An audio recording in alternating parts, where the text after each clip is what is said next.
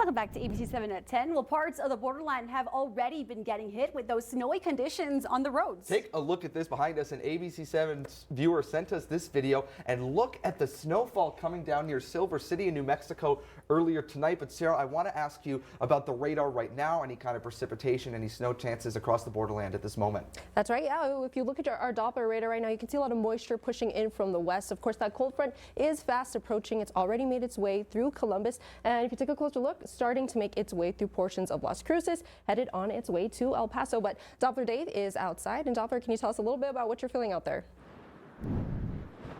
You know, I'll tell you what, Sarah, I think that front is just about making its way in here because temperatures have really gotten cold and the winds have picked up quite a bit.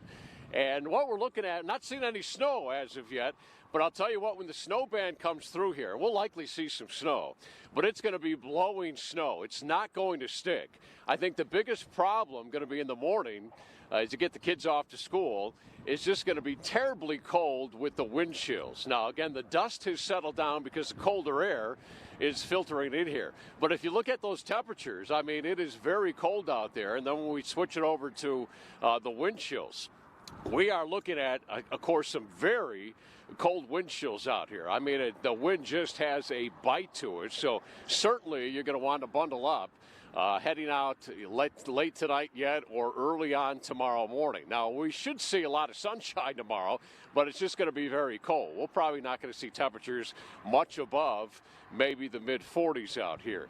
But again, the snow is still to the west of us, and I know, Sarah, you've been tracking that, but it's going to be a quick hit of some snow. It's going to move out of here. Then we're just going to be dealing with the cold and the wind chills.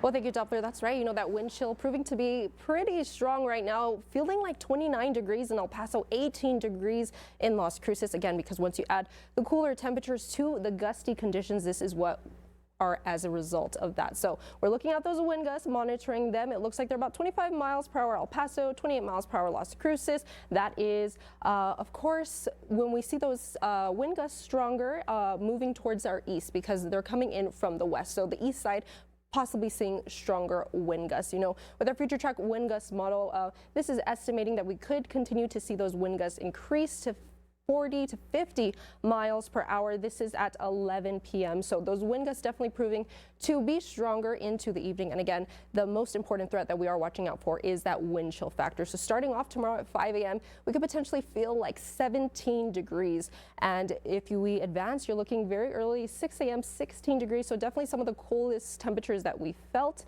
And it's certainly going to be a chilly start to the morning, a dangerously chilly start with these wind chills. So bundle up. If you can avoid the outdoors, do so because, again, it is going to be dangerously chilly. And it looks like temperatures are going to feel quite cold throughout tomorrow as we're going to continue to see those gusts stick around to accompany those cooler temperatures.